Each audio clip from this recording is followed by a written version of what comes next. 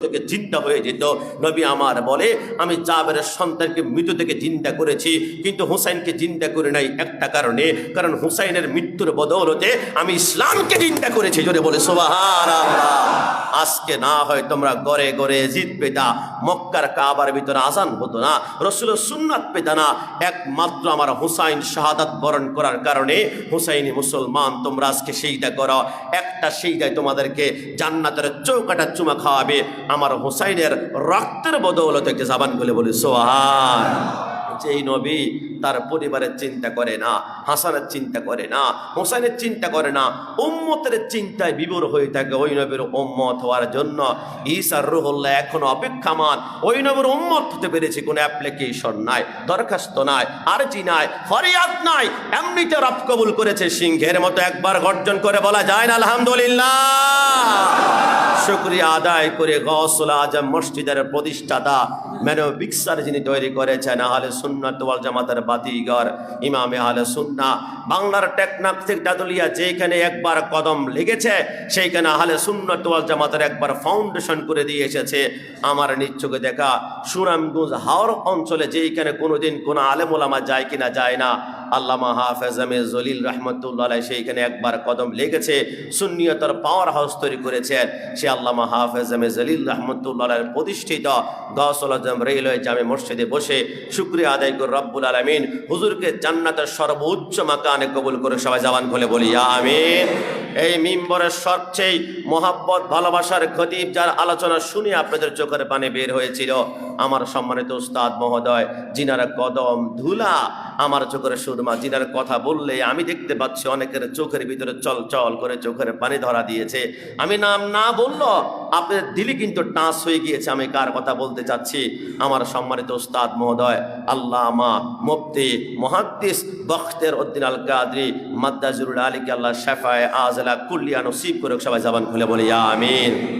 ওয়ালা তাকুলু লিমান ইউকতালু ফি সাবিলিল্লাহি আমওয়াত বাল আহইয়া ওয়ালাকিন লা তাশউরুন। যারা আল্লাহর রাস্তায় নিজেকে কোরবান করে দেয়, বিলীন করে দেয়, এরা মৃত নয়, এরা জীবিত, তোমরা অনুভব করতে পারে নাই। আমাকে মাঝে মাঝে প্রশ্ন করেন কি হুজুর, নবী যদি জিন্দা হয়ে থাকে তাহলে নবীকে দাপন করলো কেন? জিন্দা মানুষকে তো দাপন করে না। আমি বললাম তাহলে কোরআনের সাথে তোমার কথা সাংঘর্ষ হয়ে যায়। কোরআন বলে ওয়ালা তাকুলু লিমান ইউকতালু ফি সাবিলিল্লাহি আমওয়াত বাল আহইয়াউ ওয়ালাকিন লা তাশউরুন। যেই ব্যক্তি আল্লাহর রাস্তায় নিজেকে কোরবানি করে দেখতে যদিও মৃত মনে হয়, সে মৃত নয়, সে হচ্ছে জিন্দা। একটু জবান খুলে বলি সুবহানাল্লাহ। তাহলে একজন শহীদকে আমরা জিন্দা অবস্থা দাপন করি, আর একজন শহীদ থেকে পয়গাম্বরের স্তরে পৌঁছতে হলে তোমাকে 27টা স্তর অতিক্রম করতে হবে, 27টা গ্যাপ পূরণ করতে হবে। একজন শহীদ যদি দাপন করার সময় জীবিত অবস্থায় দাপন করা হয় তাহলে আমার নবী মরা নয়, নবীকে জিন্দা অবস্থায় দাপন করা হয়েছে। জোরে বলে সুবহানাল্লাহ। আর মৃত মানুষকে দাপন করার জন্য কি করি? তাড়াতাড়ি ঘর থেকে লাশ বের করো, গোসল করাও, কাপন পরাও, তারপরে কবরস্থানের মধ্যে আমরা দাপন করি। কিন্তু আমার নবী দুনিয়ার জমিন থেকে যারা বলে ইন্তেকাল করেছে, মরে গিয়েছে, তাহলে নবীকে তো ঘর থেকে বের করে নাই, কবরস্থানে দাপন করে নাই। নবী যে ঘরে সবসময় ঘুমাতেন এখনো পর্যন্ত সেই ঘরে ঘুমিয়ে আছে, শুধু কিয়ামতের ময়দানে চোখটা খুলে কিয়ামতের ময়দানে ঘুম থেকে আবার উঠবেন। একটু জবান খুলে বলে সুবহানাল্লাহ। আর জিন্দা মানুষকে কিন্তু আপনার দাপন করা হয়। আপনি বলবেন বুঝে নাই, আর মত তো শুধু আনি হে, শুধু মত আসবে। আপনার মৃত মানুষকে কবরে যাওয়ার পরে মুনকার নাকির 3টা প্রশ্ন করবে, বলেন জবাব কি মৃত মানুষ দিবে নাকি জিন্দা মানুষ দিবে? আলা হযরত বলেন তাই মনে রাখবা, যারা মৃত্যুবরণ করে এদেরকে জ্বালিয়ে ফেলা হয়, এদেরকে পুড়িয়ে ফেলা হয়, কিন্তু কবরে যাওয়ার পরে যাদের প্রাণ আবার কলবে আসবে, দেহ আসবে, এদেরকে মাটির ভিতরে দাপন করা হয়। তাহলে বোঝা গেল একজন সাধারণ মানুষও জিন্দা থাকতে পারে, অন্তত পক্ষে কবরের সওয়াল জবাব দেওয়ার জন্য। একটু জবান খুলে বলি সুবহানাল্লাহ। আরো সহজভাবে বুঝবেন, যারা জিন্দাদেরকে দাপন করা হয়। আমাদের এলাকায় আমরা ধান চাষ করতে গেলে আগে ধানের বীজগুলা গরম একটা বস্তার ভিতরে ঢুকাই, ঢাকনা দিয়ে রাখি। এরপর 1 মাস পরে দেখি ধানের ভিতর থেকে জ্বালা বের হয়েছে। যেইগুলা ধানের জ্বালা বের হয়েছে এগুলো এক পাশ করি, আরেক পাশে যেগুলা ছিটা ভিতরে জ্বালা বের হয় না এদেরকে আমরা ফেলে দেই, অথবা আমাদের চুলার ভিতরে যদি আগুন না ধরে আমরা তুষ হিসাবে সেইগুলাকে ব্যবহার করি। আমার আল্লাহ বলে যার জীবন নাই তাকে তুষের ভিতরে ঢুকাও, আর যার চারা বের হয়েছে তাকে তোমরা ক্ষেতের মধ্যে রোপণ করো। তোমরা বুঝো নাই যারা মরে যায় এদেরকে আগুনে জ্বালানো হয়, আর যারা জিন্দা থাকে এদেরকে আমি আল্লাহ মাটির নিচে দাপন করে দিই। একটু জবান খুলে বলে সুবহানাল্লাহ। তাহলে আমার নবী জিন্দা, এবং জিন্দা নবীকে জিন্দা অবস্থায় দাপন করা হয়েছে, এই কথার মধ্যে কোনো সন্দেহ? ওয়ালা তাহসাবান্নাল্লাযীনা কুতিলু ফি সাবিলিল্লাহি আমওয়াতা বাল আহইয়াউ ইনদা রাব্বিহিম ইরযাকুন। আমার রব্বুল আলামিন বলে এমন ভাবে জীবিত আছে এদেরকে আমার পক্ষ থেকে রিজিক প্রদান করা হয়। কারবালার ময়দানে যেতে হলে অনেক লম্বা সময়, শর্ট সময় আমি কথা বলবো, আজকে থেকে মনে রাখবেন। বিশ্ববিখ্যাত কিতাব মাকামে নবুয়তের মধ্যে লেখে একজন শহীদ যখন শহীদ হবে, শহীদ হওয়ার পূর্বে তাকে আল্লাহ দুনিয়া থাকতে দুইটা পাওয়ার দেন, দুইটা মর্যাদা দেন, দুইটা আলিশান তাবকাত দেন। এক নম্বর পাওয়ার, শহীদের প্রথম গোটা রক্ত জমিনে পড়ার সাথে সাথে সে দিদারে এলাহি আল্লাহকে দেখার সৌভাগ্য অর্জন করে। জোরে বলে সুবহানাল্লাহ। দুই নম্বরে, শহীদের এক ফোঁটা রক্ত যখন জমিনে পড়বে এরপর থেকে শহীদকে তীর মারা হয়, বল্লভ মারা হয়, তলোয়ার দেওয়া হয়, খঞ্জর দেওয়া হয়। মনে করেন দেহটা 40, 50, 60 টুকরা করা হয়েছে, বুকের মধ্যে তীর মারা হয়েছে। এক ফোঁটা রক্ত জমিনে পড়ার পরে এরপরে যত আলো আঘাত করা হোক না কেন, আর বিন্দু মাত্র অনুভব হয় না কষ্ট, ব্যথা অনুভব হয় না, দুঃখ অনুভব হয় না, রক্ত যে বের হচ্ছে তার বিন্দু মাত্র ফিল হয় না কষ্টের। হুজুর এটা বুঝলাম না। জালালউদ্দিন সৈয়দ রাহমাতুল্লাহ আলাইহিকে প্রশ্ন করা হয়েছে, হুজুর একটা মানুষকে কোপাবে, তীর মারবে, বল্লম মারবে, কিন্তু তার ব্যথা অনুভব হবে না, এটা তো আমার ব্রেন আমাকে বোঝাতে পারে না, এটা আমার আকল আমাকে সাপোর্ট করে না। জালালউদ্দিন সৈয়দ বলে, তুমি কি শুনো নাই ইউসুফ আলাইহিস সালাম দাঁড়িয়েছিল আর রমণীরা লেবু কাটতে কাটতে আঙ্গুল কেটেছিল, আঙ্গুল কাটতে কাটতে কবজি কেটেছিল, কবজি কাটতে কাটতে কোন পর্যন্ত কেটেছে, উফ করে না, আহ করে না, চিৎকার করে না। কিন্তু ইউসুফের নেকাব যখন ফেলে ইউসুফকে সরায় ফেলেছে, এবার রমণীরা হাওমা করে কান্না শুরু করলো। কি রমণীরা, এতক্ষণ আঙ্গুল কাটলা, চিৎকার করো না, তোমাদের কবজি কাটলা, কান্না করো না, কোনি কাটলা, কান্না করো না, এখন কেন কান্না করছ? বলে ইউসুফের সৌন্দর্যটা এত বিভোর ছিলাম, ইউসুফের সৌন্দর্য দেখে আমরা আমাদের ব্যথা অনুভব করতে পারি নাই, কষ্ট অনুভব হয় না। জালালউদ্দিন সৈয়দী বলে, ইউসুফের সৌন্দর্য দেখে যদি আঙ্গুল কাটার কারণে ব্যথা অনুভব না হয়, আর যিনি খালেক ইউসুফ, ইউসুফের সৃষ্টিকর্তা, এত সুন্দর, এত সৃষ্টিকর্তা, এত কিউট, এত বিউটি, যার এক ফোঁটা রক্ত জমিনে পড়বে সে আল্লাহকে দেখতে পায়। ওই মুহূর্তে তার শরীরে তীর মারলে, খঞ্জর বর্ষা দিয়ে আঘাত করলে সে আল্লাহকে দেখার সাথে সাথে দুনিয়ার কোনো ব্যথা তার কাছে ব্যথা মনে হয় না, জান্নাতের নিয়ামত মনে হয়। জোরে বলে সুবহানাল্লাহ। আল্লাহ সবাইকে শহীদের মর্যাদা দান করুক। এটা জবান খুলে বলে আমিন। কারবালার ময়দানে যেতে হলে দুইটা পয়েন্ট মনে রাখতে হবে। এক নম্বরে, কারবালার প্রেক্ষাপট তৈরি ছিল এক নম্বর ইয়াজিদের পক্ষ থেকে। ইয়াজিদের পক্ষ থেকে কেন হয়েছিল? কারণ ইয়াজিদ স্পষ্ট বলেছিল, আমি কারবালার আমি প্রতিশোধ নিয়েছি। কিসের প্রতিশোধ নিয়েছ? ইয়াজিদ বলে, আমি কারবালায় নিয়েছি বদরের যুদ্ধের প্রতিশোধ। বদরের যুদ্ধে আমি ইয়াজিদের অসংখ্য পূর্বপুরুষ যারা ছিল এদেরকে তোমরা হত্যা করেছ, মেরে ফেলেছ। একজন নয়, দুইজন নয়, 70 জনকে তোমরা কারবালার জমিনে খুন করেছ। তাহলে বুঝা গেল আমরা মুসলমানরা কারবালার জমিনে কার বিরুদ্ধে আচরণ করেছে? কাফের বেঈমানের বিরুদ্ধে আচরণ করেছে। তাহলে কাফের বেঈমানকে মারার কারণে ইয়াজিদের মনে যখন দুঃখ লাগে, তখন ইয়াজিদকে কাফের বললে অনেকে সহ্য হয় না। আমাকে যদি প্রশ্ন করা হয়, ইয়াজিদকে আপনি কাফের মনে করেন কি না? আমি বলি খোদার কসম, আরে কাফের দুদূরের কথা, আমার কাছে মনে হয় ইয়াজিদ হচ্ছে কাফের থেকে আরো জঘন্য। ডানা হাত তুলে বলো ঠিক না? যদি প্রশ্ন করা হয় ইয়াজিদ কাফের কিনা, আমাদের উত্তর হবে কাফের তো অনেক সহজ ব্যাপার, কাফের থেকেও আরো জঘন্য হচ্ছে ইয়াজিদ। ইয়াজিদ বলেছিল, আমি বদরের যুদ্ধের প্রতিশোধ আমি নিয়েছিলাম। বুঝতে পেরেছি তুমি নিয়েছ, ভালো কথা। তবে আমাকে তুমি বলো তো, বদরের জমিনে আবু বকর ছিল, ওমর ছিল, ওসমান ছিল, মাওলা আলী ছিল, তুমি ইচ্ছে করলে সিদ্দিক আকবর পরিবারকে অ্যাটাক করতে পারবা, ওমর ফারুকের পরিবারকে অ্যাটাক করতে পারতা, হযরত ওসমানের পরিবারকে অ্যাটাক করতে পারতা, কিন্তু সিদ্দিককে ছেড়ে দিয়েছ, ওমরকে ছেড়ে দিয়েছ, ওসমানকে ছেড়ে দিয়েছ। আমি যা দেখলাম বা কারবালার জমিনের সমস্ত পরিবার যারা ছিল এরা ছিল মাওলা আলীর বংশধর। তুমি মাওলা আলীর পরিবারের উপর কেন এত রাগান্বিত হলা, এত খুব জ্বাললা, এত অ্যাটাক করলা, এত আক্রমণ করলা? ইয়াজিদ বলে করবো না কেন? বলে কেন করেছ? বলে ইতিহাস ঘেটে দেখো। আমি কাশেমে ইতিহাস ঘেটে দেখলাম বদরের জমিনে 70 জন কাফেরকে হত্যা করা হয়েছিল, মারা হয়েছিল, খুন বহমান করা হয়েছিল। 70 জনের ভিতরে 35 জন অসংখ্য সাহাবী মিলে 35 জন কাফের বেঈমানকে মেরেছিল, আর বাকি 35 জন কাফেরকে একাই মাওলা আলী তার তলোয়ার দিয়ে হত্যা করেছিল। একটু জবান খুলে বলে সুবহানাল্লাহ। ইয়াজিদ বলে যে ব্যক্তি একাই আমার 35 জনকে খুন করেছে, আমি টার্গেট করেছি মাওলা আলীর পরিবারকে দুনিয়াতে থাকতে দিব না। তাই তো আমি কারবালার জমিনে নিয়ে এসে তাদেরকে আমি হত্যা করলাম। হত্যা করেছ, তবে মনে রাখো হুসাইন জিন্দা আর ইয়াজিদ মুর্দা। কথা বলুন ঠিক না? ইমাম হুসাইন রাদিয়াল্লাহু তাআলা আনহু, আপনি কেন আপনি ইয়াজিদের পক্ষে রাজি হলেন না? ইমাম হুসাইন বলে একটি কারণে আমি রাজি হই নাই। আমি রাজি হই নাই কেন? লা তাআতু লি মাখলুকিন ফি মাসিয়াতিল খালিক। যখন কোন খালেকের সৃষ্টিকর্তার বিধানকে অমান্য করবে, সিংহাসনের মধ্যে বসবে। সিংহাসন হচ্ছে ইসলামী মসনদ, কিন্তু ইসলামী মসনদের মধ্যে বসে আল্লাহর ইসলামের বিরুদ্ধে আচরণ করবে। আমি আহলে বাইতের সদস্য, আমি যদি সেটাকে সাপোর্ট করে সমর্থন করি, গোটা পৃথিবী তার পক্ষে সমর্থন করবে।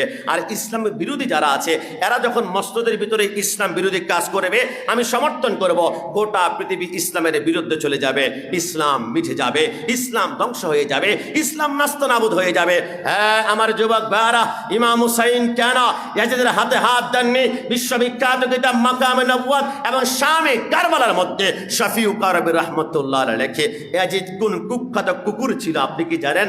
আউয়ালু মিন উম্মতি ইউবাদদিলু সুন্নাত রাজুলুম মিন বানি উমাইয়া ইউকালু লাহু ইয়াজিদ। আমার নবী বলে আমার আমার আমার সুন্নতের ভিতরে সর্বপ্রথম যে ব্যক্তিটা পরিবর্তন আসবে, আমার সুন্নতকে অবমাননা করবে, সে হচ্ছে বনি উমাইয়ার একজন পুরুষ, তার নাম হবে ইয়াজিদ। রাসূল আপনার সুন্নতের কি পরিবর্তন আনবে? আপনি কি জানেন রাসূলের সুন্নত হচ্ছে মাথায় টুপি দেওয়া, কিন্তু ইয়াজিদ সুন্দর সুন্দর টুপি বানাতো, হীরামণি মুক্তা নয়, স্বর্ণ দিয়ে টুপি বানাতো। ভালো কথা, রাসূলের সুন্নতের টুপি সে স্বর্ণ দিয়ে বানায়, ওয়েলকাম দিব, কিন্তু ওয়েলকাম দিতে পারতেছি না। সে যখন সুন্নতের টুপি বানায় স্বর্ণ দিয়ে, কিন্তু টুপি কোনো মানুষের মাথায় পড়ে না। ওইটা কোথায় পড়ায়? কিরদাতুন, কোনো বানরের মাথার ভিতরে পড়ে। কোনো বানরের মাথায় যখন রাসূলের সুন্নতের টুপি লাগায়, তখন রাসূলের সুন্নতের অবমাননা করা হয়, ইজ্জতে হামলা করা হয়, অবাত্যাগ করা হয়, অবজ্ঞা করা হয়। এবং সে যখন ইদা মাতা কিরদাতুন হাজানা, কোন বানর যখন মৃত্যুবরণ করে, তখন ইয়াজিদ বিশাল শোকের আয়োজন করে, বিভিন্ন কুকুরকে গোশত কেটে কেটে শোক পালন করে এদেরকে মেহমানদারি করা। আমি সেই ইয়াজিদের কথা বলছি যাকে আজকে অনেকে রহমাতুল্লাহ আলাইহি বলে কাদিশতাহারাল মাযিফি ওয়া ইয়াশরাবুল খামরা। ইয়াজিদ ঘুম থেকে উঠেই বলবে আমার পাশে কোথায় রে? তোমরা যারা বাদ্যযন্ত্র বাজাও, ঢোল বাজাও, দুনিয়ার গান বাজাও, আসো তোমরা একটু গানটা বাজাও। ওয়া ইয়াশরাবুল খামরা, এরপর ডান হাতে মদ পান করে। মদ পান করার পরে ওয়াল গিলমানা, তার আশেপাশে নগ্ন মহিলাদেরকে উপস্থাপন করা হয়। ওয়াল কিয়ানা, দুনিয়ার সবচেয়ে সুন্দর সুন্দর পুরুষ যারা আছে এদের সাথে তারা লাওয়াতাত করে, ওইখানে সমকামিতা করে। এইখানে শেষ করা হয় না। ইয়াজিদ এত নিকৃষ্ট ছিল, সে শিকার করলো কোনো জায়েজ প্রাণী শিকার করতো না, কুকুর শিকার করে কুকুরগুলাকে কেটে কেটে মেহমান দ্বারা মুসলমানদেরকে সে ইয়াজিদ নামক এদেরকে তাদেরকে খাওয়াতো। আমি সেই কুখ্যাত ইয়াজিদের কথা বলছিলাম, আপনি যেন অবাক হবেন। হযরত আব্দুল্লাহ ইবনে হানতালা বলে আমি ভয় করছিলাম, আমার উপরে মনে হয় আসমান থেকে বৃষ্টির পাথরে বৃষ্টি নাজিল হবে, কারণ আমি যখন দেখলাম ইয়াজিদের ডানে বামে তার বোন, তার মা, তার আত্মীয় স্বজন, তাদের সাথে বিবাহ হারাম করা হয়েছে। সে প্রত্যেক দিন গোপনে এদের সাথে জেনা করে। আমি দেখলাম ইসলামের মসনদের মধ্যে বসে যে তার হারাম করা নারীদের সাথে মিলন করে। আমার মনে হয় আসমান থেকে পাথরের বৃষ্টি আসবে। আমি ভয়ে বায়াতটা ক্যান্সেল করলাম। আমি বুঝতে পারলাম ইয়াজিদ যদিও নামে মুসলমান, সে হচ্ছে মুসলমান নামদারি মুনাফিক। কথা বলো ঠিক কিনা?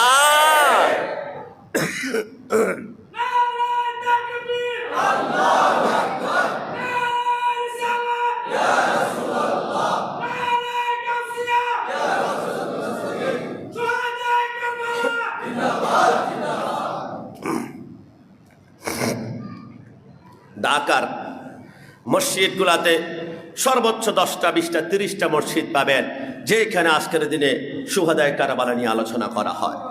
আর বাকি মসজিদগুলা নিয়ে আলোচনা করবে না, হয়তো বা আশুরার রোজার ফজিলত বলবে। হয়তো বা ফেরাউনের কথা বলবে, হয়তো বা ইউনুস আলাইহিস সালাম মাছ থেকে কিভাবে রক্ষা পেয়েছিল সেটা বলবে, সব বলবে। হযরত আদম সফিউল্লাহ তওবা কিভাবে কবুল হয়েছিল, কিন্তু ইমাম হোসেনের কথা বলবে না। খবরদার, ইমাম হুসাইন যেখানে নাই সেইখানে ইমানি জজবাও নাই, কথা বলে ঠিক না? আজকে থেকে মনে রাখবেন, সন্তানকে ইমানি শক্তি দিতে চান, কিচ্ছু দরকার নাই। শুহাদায়ে কারবালার গল্প শোনাবেন, আসগরের গল্প শোনাবেন, আলী আকবরের গল্প শোনাবেন, মোহাব্বত ভালোবাসার নজরানা দিবেন। সন্তানকে শুহাদায়ে কারবালা মাহফিলে টুপি পরে নিয়ে যাবেন, মসজিদে একটু চিৎকার করুক, একটু কথা বলুক। যে সন্তান শুহাদায়ে কারবালা মাহফিলে বসবে, শাহাদার কারবালার আলোচনা শুনবে, খোদার কসম ওই ঘরের ভিতরে এক একটা আলী আসগর তৈরি হবে, আলী আকবর তৈরি হবে, আর সে বাতিলের বিরুদ্ধে সিংহের মতো গর্জন দিবে, কথা বলা ঠিক কিনা? যারা এই শুহাদায়ে কারবালার প্রেমিক, এদের জীবন কিনা যায়, ইমান কোনো বাপের বেটা কিনতেই পারে না। যদি বলে সুবহানাল্লাহ। হে ইমাম হুসাইনকে কারবালার জমিনে কোরবানি করা হয়েছে। লম্বা সময়ের কথা সংক্ষেপ সময় বলাটা কঠিন, তারপরও চেষ্টা করছি। হযরত আমিরে মুয়াবিয়া রাদিয়াল্লাহু তাআলা আনহু পর্দা গমন করলেন।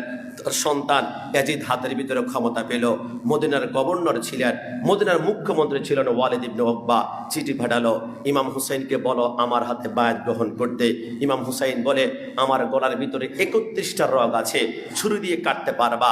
যে ব্যক্তি মদ পান করে, জেনা করে, সমকামিতা করে, ইসলামের বিরুদ্ধে আচরণ করে, আমি তার হাতে হাত দিতে পারি না। আমি হাত দিলে ইসলাম মিশে যাবে, ইসলাম লুটে যাবে, ইসলাম ধূলিসাৎ হয়ে যাবে। ইমাম হুসাইন আমি বলে, আমি ফিরত দিলাম। আমি ফিরত দেওয়ার পর আমি চিন্তা করেছি, ইয়াজিদ এখন মদিনাতে অ্যাটাক করবে, কিন্তু মদিনায় অ্যাটাক কখনো আমি হতে দিব না। কারণ পৃথিবীর জমিনে যেখানে ইসলাম কায়েম হয়েছিল, রক্তের ফোঁটা পড়ে পড়ে তারপর ইসলাম অঙ্গ বৃক্ষ দাঁড়িয়েছে। যেখানে ইসলাম কায়েম হয়েছে ওইখানে রক্ত ফেলতে হয়েছে, যুদ্ধ হয়েছে, তলোয়ার উঁচু করতে হয়েছে। কিন্তু মদিনা এমন একটা জায়গা যেখানে ইসলাম তলোয়ার দ্বারা হয়নি, খুন দ্বারা হয়নি, যুদ্ধের দ্বারা হয়নি। যেখানে ইসলাম কায়েম হয়েছে, রাসূলুল্লাহর চেহারা মোবারকের দিকে এক নজর তাকিয়েছে আর জান কোরবান করে দিয়েছে। জোরে বলে সুবহানাল্লাহ। যেখানে রাসূলুল্লাহর কদমের ছাপ মোবারক আছে, যেখানে রহমত আছে, রাহমাতুল লিল আলামিন আছে, এইখানে রক্তের ফোঁটা লাগতে দিব না। রাতের বেলায় রাসূলুল্লাহর রওজার পাশে গিয়ে কান্না করতে করতে ঘুমিয়ে পড়লেন। দেখলেন রাতের বেলায় রাসূলুল্লাহর ডান পাজরের মধ্যে হুসাইন ঘুমিয়ে আছে। রাসূল মুস্কি মুস্কি হেসে বলে, হুসাইন, আমি না বলেছিলাম কারবালার জমিনে তোমাকে শহীদ করা হবে, সময় ঘনিয়ে আসছে, হয়তো বা কিছুদিন পরে তোমার সাথে আমার হাউজে কাউসারের সামনে দেখা হবে। জোরে বলে সুবহানাল্লাহ। ইমাম হুসাইন বলে, আমি চিন্তা করলাম আমি কোথায় যাব, আমি হয়তো বা আমি ইয়ং, আমি যুদ্ধ করতে পারবো। আমার আলী আসগর, ছোট্ট ছোট্ট বাচ্চা, আমার বোন জয়নব, আমার মেয়ে সাকিনা, আরো আমার কাসেম ভাতিজা, আরো আমার ভাই আব্বাস আলমদার, এদের কোথায় আমি যাব, কোথায় সেফ জায়গা কোথায়? আমি দেখলাম একটা জায়গা আছে যেখানে একটা পিঁপড়া মারা যায় না, মাকড়সা মারা যায় না, পিপিলিকে মারা যায় না। জায়গাটার নাম কি? মান দাখালাহু কানা আমিনা। এটা হচ্ছে মক্কার হেরাম শরীফ। ওই হেরাম শরীফের ভিতরে একটা পিপিলিকা ইচ্ছে করে টিপ দিয়ে যদি আপনি মারেন, আপনাকে দম দিতে হবে। দম মানে একটা কোরবানি আপনার উপর ওয়াজিব হয়ে যাব। ইমাম হুসাইন বলে, আমি সেই মক্কার হেরামের ভিতরে ঢুকলাম। ঢুকার পরে আমি দেখলাম একটা করে চিঠি আসতে শুরু করলো। হুসাইন, আপনি কেন কুফার জমিনে আসেন না? বাতিল ইয়াজিদ যেভাবে আমাদেরকে জুলুম করছে, আমরা তো আর পারছি না। আপনি আসলে জান কোরবান করব। সাহাবায়ে কেরামের মধ্যে সবচেয়ে যিনি পাওয়ারফুল, আব্দুল্লাহ ইবনে জুবায়ের, তিনি তখন বেঁচে ছিলেন। মক্কায় তিনি তখন মুসলমানদের নেতৃত্ব দিচ্ছেন। হযরত আব্দুল্লাহ ইবনে জুবায়ের বলে, হুসাইন, হাতের লেখা ওদের বড্ড সুন্দর হাতের লেখা, কিন্তু তলোয়ারের ব্যবহার কিন্তু ভালো না। এরা সুন্দর কথা বলতে পারে, কিন্তু বিশ্বাসঘাতকের মধ্যে কুপার মানুষ এক নম্বর। হুসাইন, আপনি যাবেন না।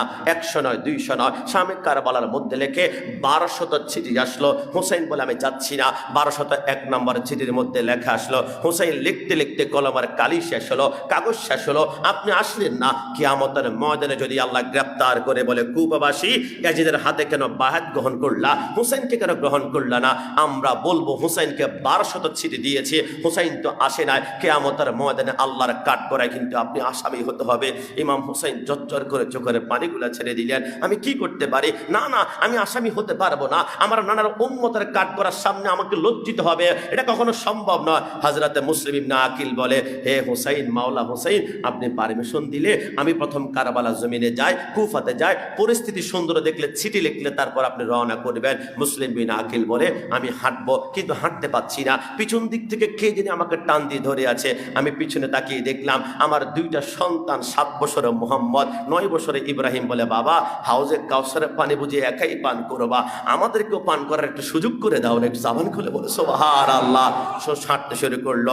কূপার ভিতরে ঢোকার সাথে সাথে কূপার মানুষ কোনো কথা বলে না। মুসলিম বিন আকিলের শরীরের কাছে শুধু গ্রান টানে, নিঃশ্বাস টানে। বলে তোমরা এমন করছো কেন? তোমাদের সাথে আমার পরিচয় না, গ্রান কেন টানছ?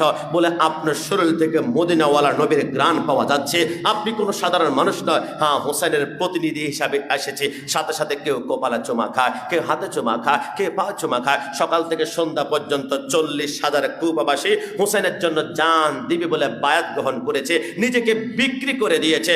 মুসলিম বিন আকিল চিঠি লিখেছে, লেটার লিখেছে, দেরি করবেন না, মানুষ আমার কপালে চুমা খায়, হাতে চুমা খায়, পায়ে চুমা খায়, আপনাকে পেলে এদের গলা কেটে রক্ত প্রবাহিত করবে, আপনার কদম কখনো ছাড়বে না। হোসেন রওনা করেন। ওই দিক দিয়ে ইয়াজিদের কাছে খবর চলে গেল, ইয়াজিদ দামেস্কের মসনদে আজকে নারী নিয়ে তুমি লিপসা নগরীতে করছ, তোমার মসনদ খান খান হয়ে যাচ্ছে কুফাতে। কি হয়েছে? 40,000 বায়াত গ্রহণ করেছে। ইয়াজিদ চিন্তা করলো নোমান বিন বাশির যিনি কুফার গভর্নর, আহলে বাইতের প্রেমিক, তাকে দিয়ে কাজ হবে না। সবচেয়ে কঠোর হৃদয় কে আছে? দুনিয়ার লুবি কি আছে? নারী লুবি কি আছে? অর্থ লুবি কি আছে? এমন কোন গভর্নর কি আছে? দেখলো বর্ষার যিনি গভর্নর ওবায়দুল্লাহ ইবনে জিয়াদ, কুখ্যাত জাহান্নামের কুত্তাকে এবার চিঠি লেখা হলো, তুমি বর্ষার গভর্নর থাকবা এবং কুপার গভর্নর, দুইটা প্রদেশের তোমাকে মুখ্যমন্ত্রী বানানো হবে। হঠাৎ করে ওবায়দুল্লাহ ইবনে জিয়াদ চিন্তা করলো 40,000 কুবাবাসী বায়াত গ্রহণ করেছে, এদের সামনে দিয়ে ঢুকলে আমাকে যদি একজনে একটা পশম করে টান দেয়, হাজার হাজার টুকরা আমাকে করে ফেলবে, এইভাবে ঢুকা যাবে না। এমন একটা ছদ্মবেশ নিতে হবে যাতে করে এরা আমাকে চিনতেই না করে। এবার মাথার মধ্যে লম্বা একটা রুমাল দিল, রুমালটা নাকের ডগা পর্যন্ত, সাদা সাদা একটা রুমাল, দেখতে মনে হয় ফেরেশতা, কিন্তু ফতুয়াগুলা আসে ইসলামের বিরুদ্ধে। এমন অসংখ্য লম্বা রুমাল দেওয়া ব্যক্তিগুলা টেলিভিশনের পর্দায় দেখা যায়। অনেকে বলা হয় আহলে হাদিস, অনেকে খারেজি, অনেকে রাফেজি, অনেকে জামাত, অনেকে শিয়া। এরা রুমাল ব্যবহার করেছে ইসলাম, কিন্তু ভিতরে হচ্ছে এরা হুসাইনের গাদ্দার। নানা হাত তুলে বলা ঠিক না? ওবায়দুল্লাহ ইবনে জিয়াদ গুণটা যখন দিয়েছে, সমস্ত ওই গুণটা কোত্থেকে আসলো?